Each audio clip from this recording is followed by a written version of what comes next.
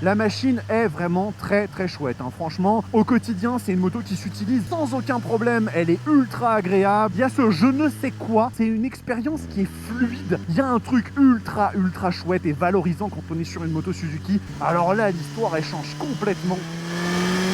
Et vous avez cette sonorité qui devient de plus en plus aiguë.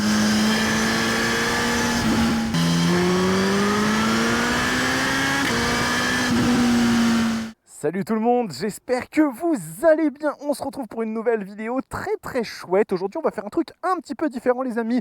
Je suis avec la Suzuki GSX-S 1000 GX, une moto que j'avais déjà eu l'occasion de tester dans le passé sur la chaîne. Et aujourd'hui, en fait, on va reprendre un petit peu cette moto, on va faire une mise à jour un petit peu des impressions que j'avais eues sur elle à l'époque. Ça va me permettre de dépoussiérer un petit peu ce que j'en avais pu penser et est-ce que mon opinion a évolué ou pas. C'est un petit peu une façon de remettre au goût du jour un essai sans forcément refaire un essai complet. C'est vraiment l'idée de dire si c'est une moto que j'ai essayée il y a quelques temps, mais pas forcément il y a plusieurs années, qu'elle n'a pas évolué de façon significative, ça me permet quand même de vous en reparler parce que cette moto, elle est très intéressante. C'est une machine très importante aujourd'hui dans l'histoire de Suzuki pour plein de raisons que je vais vous expliquer.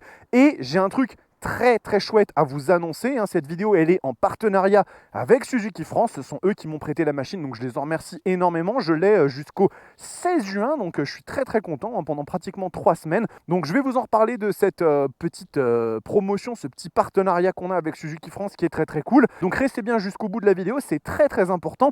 Et du coup, je ne vais pas rester 150 ans autour de la machine, on va rapidement juste en refaire le tour parce que c'est une moto qui a une esthétique très particulière mais je trouve très réussie dans la catégorie des trails un petit peu sportif crossover. On reviendra sur cette dénomination quand on roulera, mais c'est une moto que je trouve vraiment super réussie avec une esthétique qui est quand même très particulière. On a le double étage, le phare en étage comme c'est le cas maintenant sur les GSX-S 1000, la GT et compagnie, mais sur cette moto ça lui va très bien. J'adore les petits lenticulaires par-dessus qui sont un peu fins comme ça lui donne un regard assez acéré. Les couleurs sont très belles et globalement, comme c'est toujours le cas chez Suzuki, la machine n'appelle pas à la critique en ce qui concerne la finition. Les matériaux sont de bonne qualité. C'est pas forcément au niveau d'un triomphe, mais on est très bien. Suzuki là-dessus n'ont jamais déçu. Là, on est sur la version plus, je crois, si je dis pas de bêtises, donc avec notamment les valises, les petits traitements là comme ça sur la selle avec les surpiqûres, c'est très joli. Les poignées chauffantes, donc la moto elle est full spec, full équipée, donc ça c'est plutôt très cool. Et du coup, je vous allume rapidement le petit tableau de bord, même s'il y a le petit scotch déjà, vous savez comment ça fonctionne, juste pour que vous voyez ce tableau de bord, il est très joli, c'est un écran TFT 16,5 pouces, si je dis pas de bêtises, ultra lisible avec toutes les informations directement accessibles. C'est vraiment très bien ce qu'ils ont fait Suzuki là-dessus. Quelque part, on pourrait se dire qu'il fallait que ça évolue, il fallait quand même que Suzuki mette à jour les choses, mais ils l'ont très bien fait. Et du coup, la machine, écoutez, elle donne envie de monter dessus. C'est ce qu'on va faire tout de suite, comme ça je vais pouvoir vous en parler directement en roulant. Allez, c'est parti, on y va.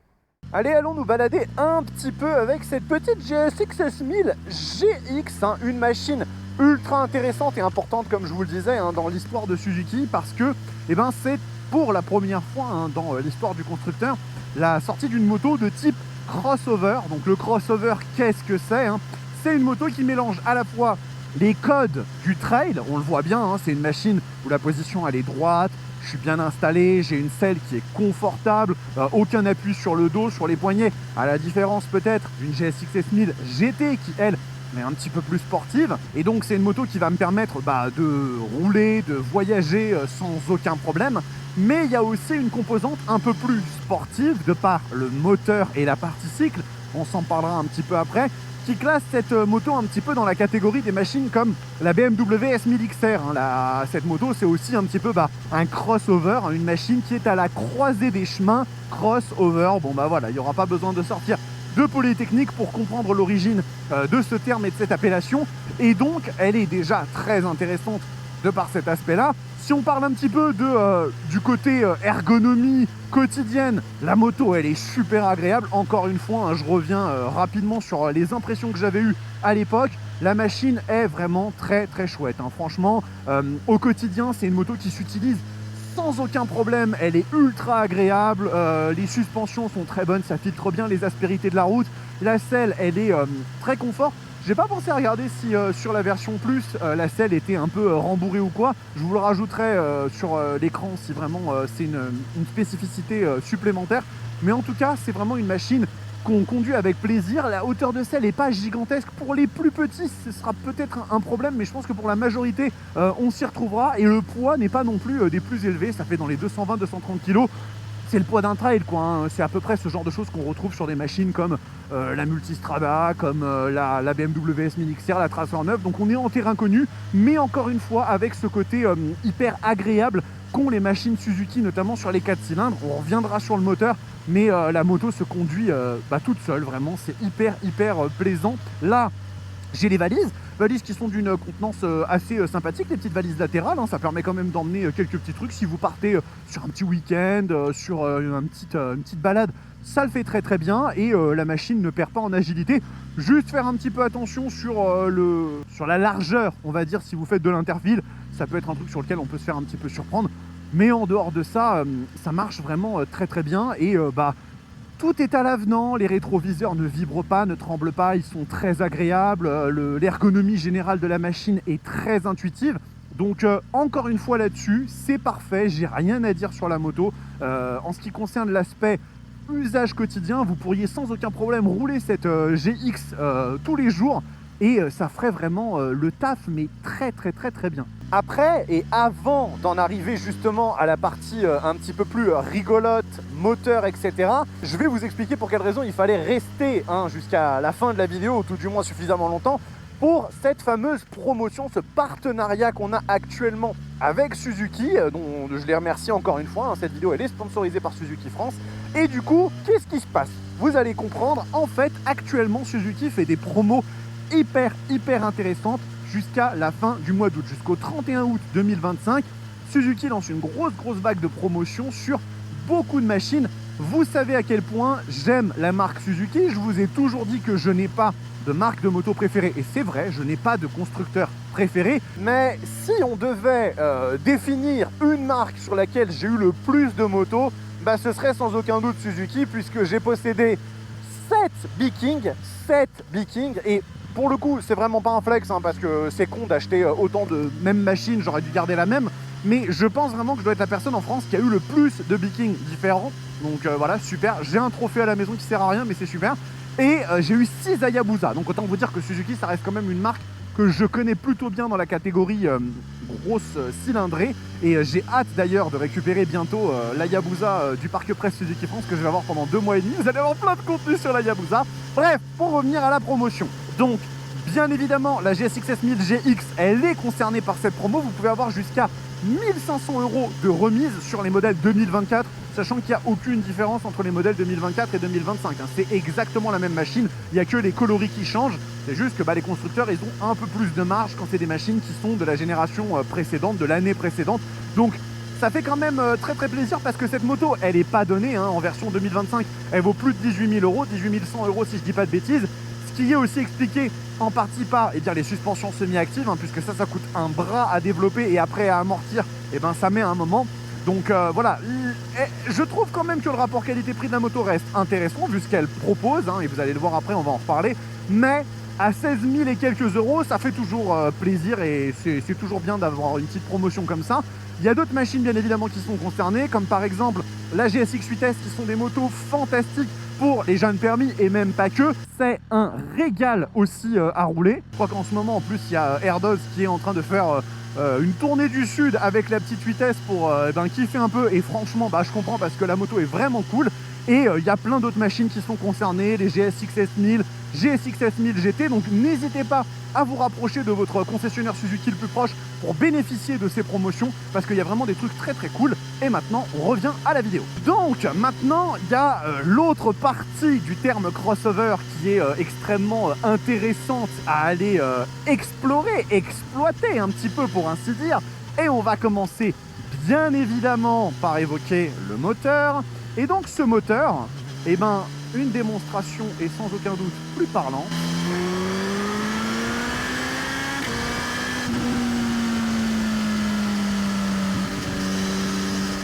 C'est un truc de fou. C'est un truc de fou ce moteur. c'est le bloc de la GSX-R 1000 de 2005 à 2008 qui équipe en fait ni plus ni moins les GSX-S 1000 et GSX-S 1000 GT. Et ce moteur, c'est vraiment un des meilleurs moteurs de ces 20 dernières années en ce qui concerne les 4 cylindres en ligne. Il est fantastique. Vous savez, je suis un petit peu allergique aux 1000cc, 4 cylindres 1000cc, parce que c'est des moteurs que je trouve en règle générale un peu creux, surtout quand on essaye d'en tirer des chevaux en pagaille. Typiquement ZX10R, CBR 1000RR, c'est des motos que je trouve vraiment très très creuses, parce que du coup forcément, aller chercher plus de 200 chevaux dans un 4 cylindres en ligne 1000cc, ça donne des moteurs avec des comportements qui sont très très haut perchés. Et sur cette moto, comme on est à 152 chevaux sur le papier, parce qu'en règle générale sur le banc elle sort un peu plus, et on a quelque chose qui est vraiment très très bien rempli. Et franchement, on est en seconde à 4000, la moto tout de suite, elle a de la vigueur, elle a de la force. Pas autant que ma bien-aimée Hayabusa, mais ça qui le peut forcément. Mais ça reste quand même un moteur ultra plaisant, il est très très doux, très très smooth. C'est une des choses que j'adore sur les machines Suzuki, c'est qu'il y a ce je ne sais quoi qui touche pas à la confiance qu'on a avec une moto Honda. Vous savez, vous avez l'impression de la connaître depuis des années. C'est quelque chose de différent, c'est une expérience qui est fluide parce qu'ils ont toujours bien maîtrisé leur boîte de vitesse, ils ont toujours bien maîtrisé leurs moteurs qui sont à la fois onctueux mais qui ont une sonorité un peu grave. Il y a un truc ultra chouette et valorisant quand on est sur une moto Suzuki. C'est vraiment, je sais pas, c'est intangible, mais en tout cas on le ressent. Et le moteur de cette machine, il fait pas exception, il est fantasmagorique, il est incroyable, j'adore. Il part avec une violence qui est vraiment peu commune, et pourtant quand vous le conduisez tranquille, c'est un gros chaton, c'est un ronronnage permanent. Mais par contre, dès que vous voulez qu'il sorte les griffes, alors là l'histoire elle change complètement. Et vous avez cette sonorité qui devient de plus en plus aiguë. Et je monte même pas très haut en termes de tours minutes, parce que la machine elle est tellement puissante que forcément je vais vite me retrouver à des vitesses que je n'ai pas envie d'avoir. C'est vraiment une machine qui nous fait reconsidérer le fait d'aller chercher des motos, vous savez, de 180, 200 chevaux et compagnie. Franchement, vous en avez pas besoin. Je pense que là, vous flirtez vraiment avec la limite de ce qui est le maximum sur la route, et encore, vous avez beaucoup de réserve sous la pédale, mais ça marche extraordinairement bien. Et quand on va chercher plus en termes de puissance, c'est vraiment pour se faire plaisir à l'ego, quoi. Et je peux le comprendre, attention, hein, tous les jours de ma vie, une Hayabusa dans le garage, pas de problème. Mais vraiment, on a tout ce qu'il faut pour les sensations, pour l'agrément, pour le plaisir. C'est vraiment un super moteur. Et encore une fois, mes impressions ne changent pas. À chaque fois que je monte sur une GSX-S 1000, une GT, une GX, c'est toujours le même plaisir. Par contre, là où les choses changent, c'est sur la partie cycle. Et cette moto, une des grosses différences qu'elle a avec le Roadster et puis la GT, c'est non pas son châssis qui est le même double longeron aluminium, à savoir un châssis de sportive. C'est là aussi que vient rentrer la dénomination crossover, mais aussi l'introduction pour la première fois de suspension semi-active chez Suzuki, quelque chose que j'aurais adoré voir arriver sur une Hayabusa, peut-être un modèle plus. Un jour, j'en sais rien, j'aimerais bien qu'ils sortent une Hayabusa S, vous savez, avec peut-être une petite fourcholine semi-active, ce serait tellement bien. Un peu plus cher, c'est pas grave, à 22-23 000 euros, j'aurais pris, parce qu'elle reste toujours beaucoup moins chère que la H2SX, mais ça fait super plaisir de voir arriver cette techno. Et franchement, pour un coup d'essai, laissez-moi vous dire que c'est ultra bien maîtrisé. La machine est tellement agréable à conduire, elle filtre toutes les aspérités d'une façon qui est hyper transparente. On a les petits menus de réglage qui nous permettent de choisir si on est un pilote plus bagage, 2 pilotes, enfin ça marche très bien. 2 pilotes, non, un pilote plus passager, parce que 2 pilotes sur la même moto c'est compliqué. Et il y a après le réglage d'amortissement directement qui est très intuitif, très simple, et tout ça en fait se fait directement à la molette. Donc l'ergonomie elle est bien pensée, elle est intuitive, elle est instantanée. Et après, en termes de comportement, la machine elle est super précise, agile. Je vais pas me refaire toute l'histoire des tournants de la vallée de Chevreuse, parce qu'il n'y a pas besoin. On va avoir un petit peu des courbes un tout petit peu plus loin pour vous montrer vite fait. Mais je peux vous dire que le plaisir il est là. Le plaisir il est là, il est totalement là. C'est super agréable, et la moto vous met en confiance très rapidement. Ça c'est un truc qu'il faut vraiment garder en tête, c'est que on se sent très vite à l'aise avec cette moto, malgré le poids, malgré le fait d'avoir des valises quand vous roulez avec les valises. Franchement, c'est un kiff, c'est un kiff. Allez, on se remet un petit coup de moteur. Ah, il déroule vraiment super bien. J'y vais tranquille parce que vraiment c'est une moto ultra puissante les amis et je veux pas l'abîmer déjà et conserver mon permis surtout, c'est important. Mais vraiment, quel kiff ce moteur. Il est vraiment... Peut-être un petit échappement pour lui donner une sonorité encore un poil plus rauque, un poil plus grave. Mais je trouve que déjà de base, ce qu'ils ont fait, c'est un beau boulot quand même. Il y a un beau travail dessus parce que il sonne quand même bien. Il y a un côté un peu grave, un peu caverneux qui reste quand même chouette. Et après, dès qu'on monte dans les tours, ça s'envole. C'est vraiment ultra plaisant. Alors, regardons un petit peu ce que ça donne. Histoire de se rappeler comment la machine se comporte en courbe. Ah, franchement, c'est toujours la même chose. Le châssis est hyper bon et la suspension fait un taf excellent. La moto est bien amortie. Je sens vraiment que elle vous donne confiance. Vous pouvez y aller. C'est pas une 8R dans le sens du poids où vraiment il faut y aller un peu plus, il faut engager un peu plus physiquement, mais c'est sain, c'est précis, on sent vraiment les gènes sportifs. Niveau freinage, c'est très bien, c'est juste que c'est un peu spongieux comme ça l'est sur beaucoup de machines aujourd'hui qui se veulent être un peu plus accessibles et un peu plus dosables, parce que moi je suis un putain de bourrin et que du coup j'aime bien les machines qui vous enterrent directement, vous savez comment ça fonctionne, mais le freinage est très bon. Si je dis pas de bêtises, c'est des étriers Brembo M4.32 dans le cas là-dessus, donc c'est pas non plus l'ultra haut de gamme, mais ça reste quand même suffisant, surtout pour une machine dont les prétentions ne sont pas purement sportives. Vous voyez, c'est une moto qui veut être au confluent entre deux mondes, deux univers, deux ambiances, deux soirées, ce que vous voulez. Donc on est mi-figue, mi-raisin, mais c'est un bon mi-figue, mi-raisin qui marche très bien. Et donc ouais, c'est vraiment une recette formidable. Moi je continue à dire que cette moto est un succès, un vrai succès, une vraie réussite de la part de Suzuki, une sorte de créature de Frankenstein qu'ils ont créée en mélangeant à la fois des styles, un peu comme BMW le fait avec la S1000 XR, mais en rajoutant des nouvelles technos sur lesquelles ils n'étaient pas encore venus se frotter, comme par exemple les suspensions semi-actives, et ça marche du tonnerre. Donc deuxième impression de la GX confirmée, hein. Encore un grand merci à Suzuki France de me l'avoir prêté. Techniquement la prochaine Suzuki c'est la Yabusa en Power Edition, j'ai tellement hâte les amis, oh là là, j'anticipe ça avec beaucoup d'impatience. Et bien écoutez, n'oubliez pas cette super promo là qu'ils sont en train de faire jusqu'à la fin du mois d'août. Super cool d'avoir des machines comme par exemple la GSX 8S qui passe à moins de 8000 €, les GX comme ça à 16500, ça commence à devenir vraiment super accessible. La GT, la GSX S1000 GT qui passe à quelque chose comme 13 000 et quelques, c'est super intéressant. Donc voilà, faites un petit tour chez votre concessionnaire Suzuki, demandez à tester une moto, mais par contre préparez-vous à repartir peut-être avec l'une d'entre elles, parce que c'est souvent ce qui se passe avec ces machines-là, hein. Les motos de chez Hamamatsu, on a un attachement particulier pour elles, hein. Je ne saurais pas l'expliquer encore une fois, mettre le doigt dessus, mais en tout cas c'est réussi. Voilà les amis, cette vidéo est terminée, n'oubliez pas de vous abonner à la chaîne, ultra important, le meilleur soutien que vous puissiez m'apporter.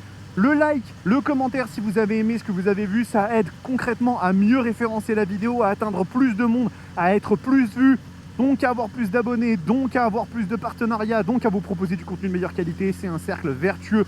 Donc si vous voulez aider la chaîne, c'est le meilleur truc que vous puissiez faire. Et éventuellement, vous avez le statut Roadsters qui vous permet d'avoir accès aux vidéos en avant-première. C'est un soutien un peu plus concret. N'hésitez pas, c'est en dessous de la vidéo dans la section rejoindre. Ce sera avec un grand merci que je vous remercierai. Ça voulait rien dire, mais on va conclure la vidéo comme ça. Voilà les amis, prenez soin de vous, kiffez vos bécanes. Ciao!